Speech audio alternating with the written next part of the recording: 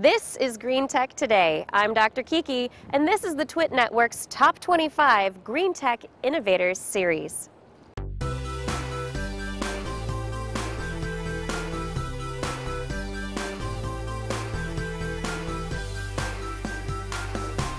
This episode of Green Tech Today is brought to you by the Eco-Imagination Challenge from GE. GE and its partners are awarding $200 million to ideas that help build the next generation power grid for the 21st century. For more information and to view and comment on ideas, go to ecoimagination.com/challenge. When you think of Google, you probably think search engine or online ad company. Maybe you think of their tools for cataloging the web's rich data. Does Green Innovator come to mind? Well, it should. Today, we're taking a look at the Google PowerMeter project and the in-house conservation efforts Google says are some of the best in corporate America. I'm here at Google headquarters in Mountain View, California, with Parag Chokshi. He is the manager for clean energy public affairs here at Google. Parag, PowerMeter is one of the most well-known initiatives of Google's clean energy initiatives. What is it? Sure. PowerMeter is a tool that you can use to monitor and change your energy behavior. So it gives you access to your energy information. This is something that we've seen really helps consumers save money, and it reduces their energy use, which is great for the planet. So we thought this was a great space for Google to come in and see if we could help our users. So what we've done is we've partnered with a number of utilities across the world. Here in the U.S., San Diego, in San Diego, there's a big utility called SDG&E, but also in places like the United Kingdom, in Germany, and in India. And so maybe we can turn to the computer and I can show you. Yeah, if you could just show me how it works, that would be really neat. So the way it works is you can actually get PowerMeter on your own if you buy a smart meter device. And then a lot of these utilities that I mentioned already have those devices installed in people's homes. And are these, what kind of devices are they? Do they plug in between a device, like your appliances and the wall? Are they in the actual power box in your house, just noticing all the energy use? Yeah, how does that work? They clip onto the power box, so to speak. So if you go into where your fuses are or where your electric switches are, they'll plug in right there. And as opposed to the sort of dumb meters that we had in the past, these allow two-way communication between your electricity use and the device. And so then that can be shared with the utility, and then we can actually capture that through PowerMeter and show you, visualize your energy data. This is one of my colleagues. And you can see pretty clearly, this actually allows you to see the spikes in energy use. So you see these little blips come in during the day. And so what a lot of times happens is people will actually notice these big blips that are happening during the day. Try and figure out what they are. And try and figure out what they are. And so when you have sort of near real-time access, you'll probably get this 24 hours after you've used whatever appliances they are. And you can actually see. So if you had your dryer on the night before, you'll get up in the morning. You can actually see this huge spike. And maybe it makes sense for you to get a more energy-efficient dryer. Right. And that could pay for itself. Absolutely. Do you have any case studies or examples of how people are using this? Are people using PowerMeter to save money? Is it really affecting their behavior? Yeah. Well, so studies show that devices like PowerMeter, software like PowerMeter, just having access to your energy information alone can save 5 to 15%. And so we've seen actually that in practice. One of my colleagues, when he installed PowerMeter, he found out that he was actually paying for the washer and dryer of the folks below him in his apartment building. So, that's something that he was able to remedy. Another one of my colleagues here, an engineer, found that he had two really old refrigerators that were spiking him up quite a bit. And so he replaced those refrigerators and almost reduced his energy by half, because refrigerators have gotten so efficient over the last few years. Right. And that's going to pay for itself within just a few years. So we've seen some real energy savings, hundreds of dollars a year. I think the statistics show that a 15% reduction in energy use, which is a lot of the times just wasted energy, can save $46 billion, for the economy at large, and that's about $360 per person. What does a consumer need to know about this? How do they sign up? Where does their data go? Is it private? Sure. Is it shared with Google? What's going on there? No, those are really important questions. And at Google, we believe that the user controls his data, and so his or her data. So what you'll do is you'll need a smart meter device first of all, to get PowerMeter, and so you can either sign up through one of our utility partners or buy it on your own. And then once you've signed up, obviously we need access to your data to be able to visualize it. But that data is there's no personally identifiable information that's ever shared between Google or the utility. And it's entirely opt-in. At any time you can delete your data and stop using PowerMeter. So it's really up to you. Okay, what are Google's plans as why get involved in public energy? We're a company that as our core value, sustainability is a core value of our company, and that's been the case since the beginning. It's a core value of our founders and a lot of the employees that work here.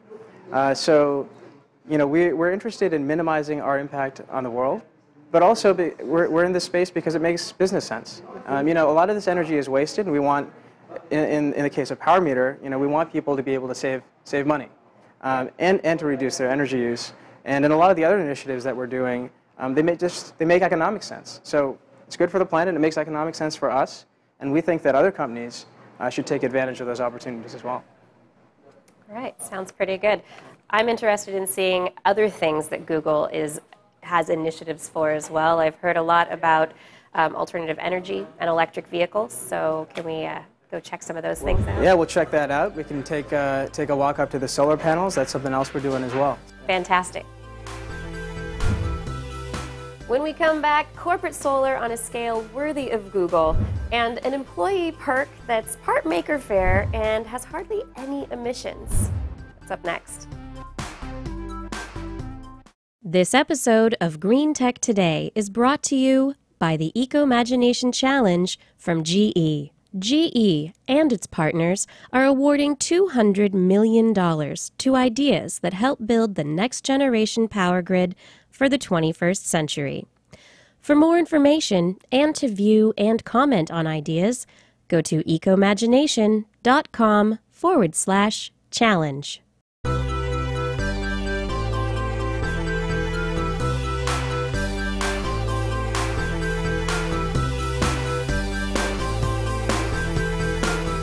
When Google commits to something, they commit in a big way, and their solar initiative is one of those examples.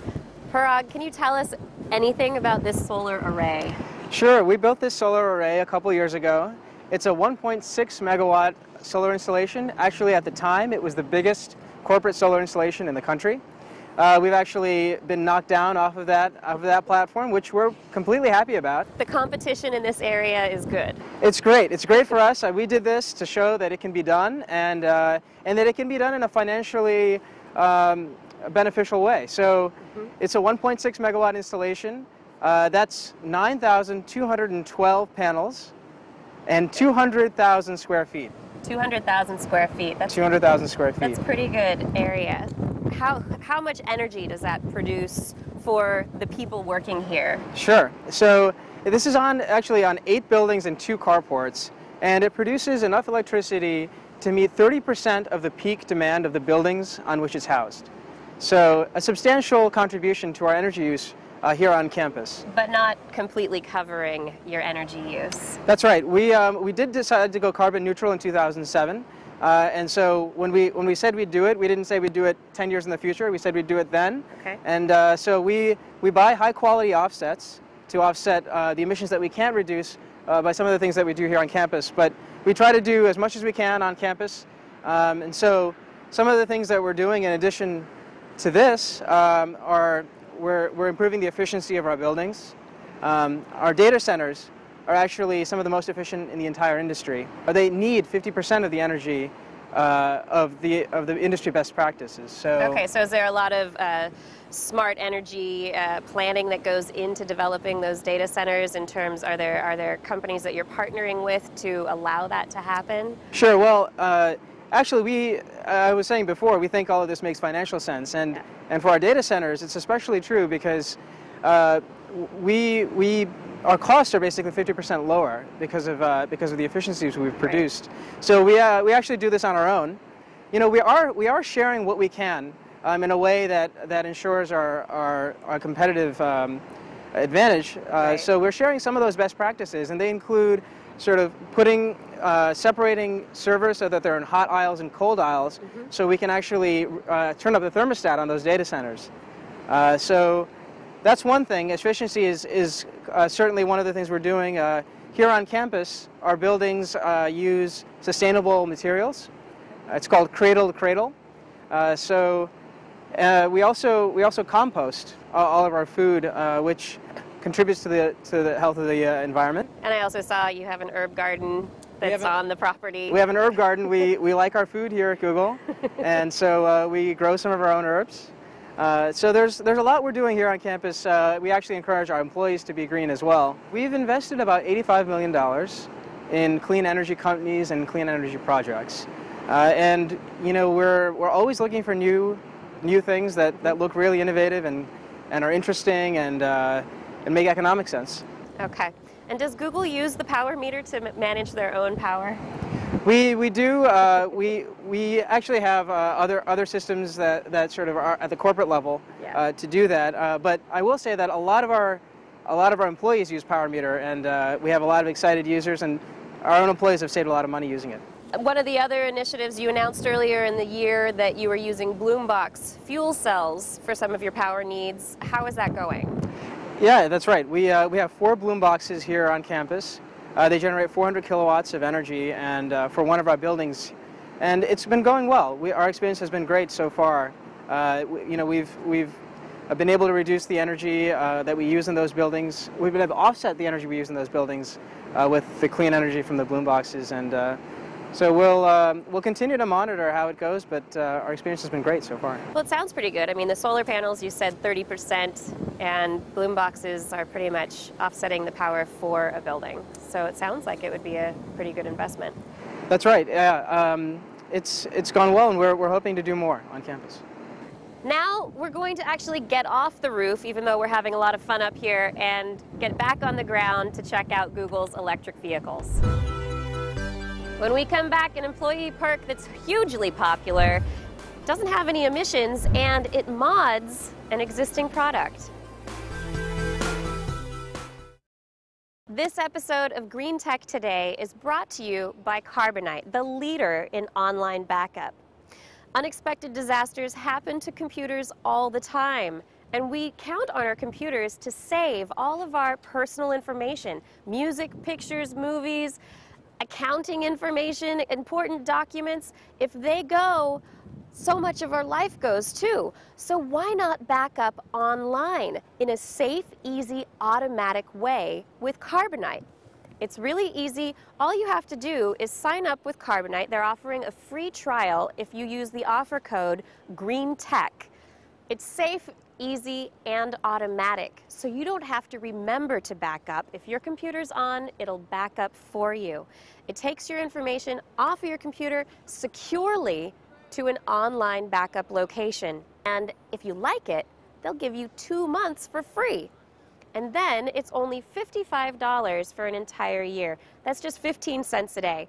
Remember, free trial, Carbonite.com. Use the offer code GREENTECH.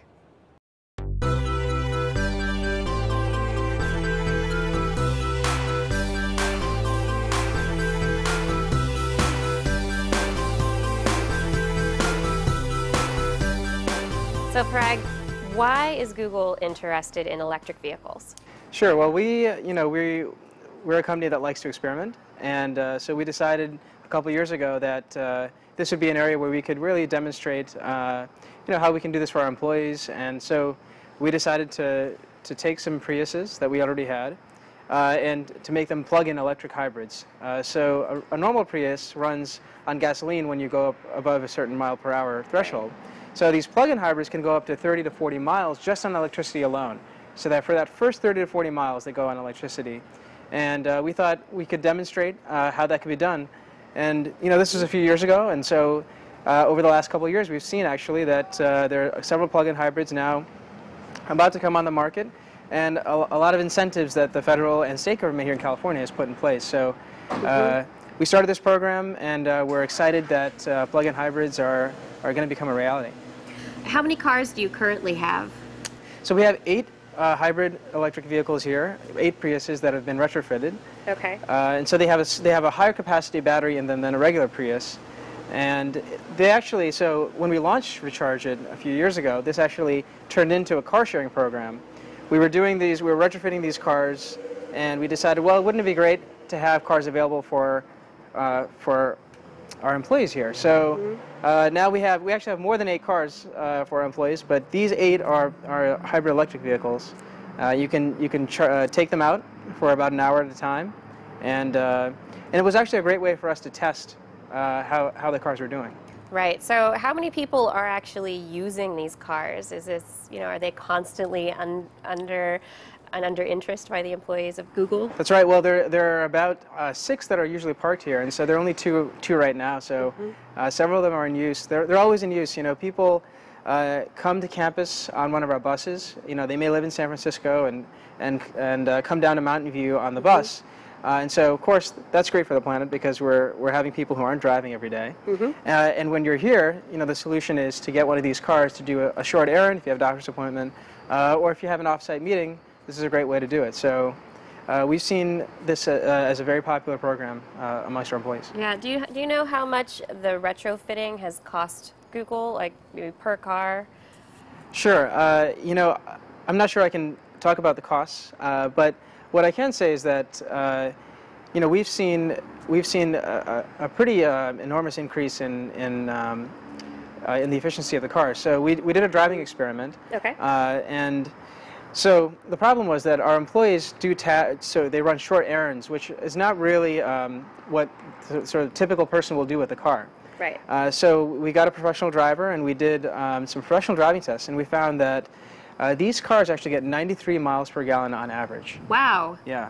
That's pretty amazing. Yeah, it's pretty impressive, and so we're definitely saving money by not paying for gas. Right, but most like you said, most employees who are taking these cars out probably are not using it like a professional driver. That's right. They're going on short trips, so they're probably getting in stop and go. They're in traffic, so their miles per gallon are probably much reduced. It's going to be a little lower than that 93 miles per gallon, but it's going to be higher than a regular Prius, because that first 30 to 40 miles is all electric. And a lot of people do short trips. The average person in the U.S. commutes right about 30 miles, so a day. So if you're staying within that goal, you're not really using any gasoline. Right. Can we take a look at the car, actually? Yeah, let's do it. Great.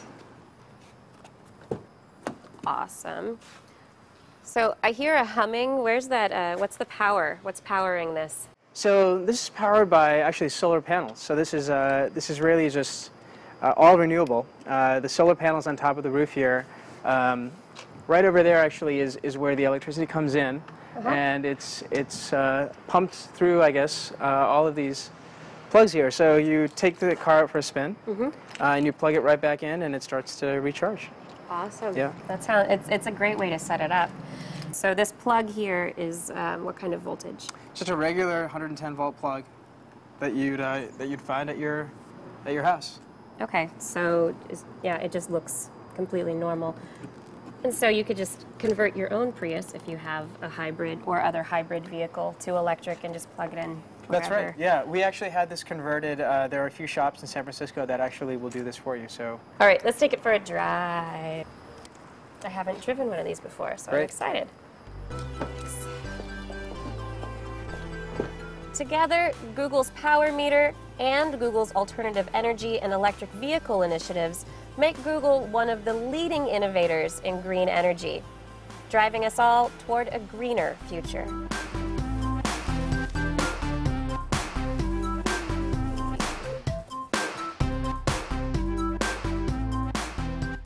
That's it for this episode of Green Tech Today. Subscribe at twit.tv/GTT and never miss a show. If you have a question or a comment, email us at greentechtoday@twit.tv. Or you can leave a voicemail at 415-GT-TODAY. I'm Dr. Kiki. And I'm done green hunting for this week. Find me someplace new and exciting next time.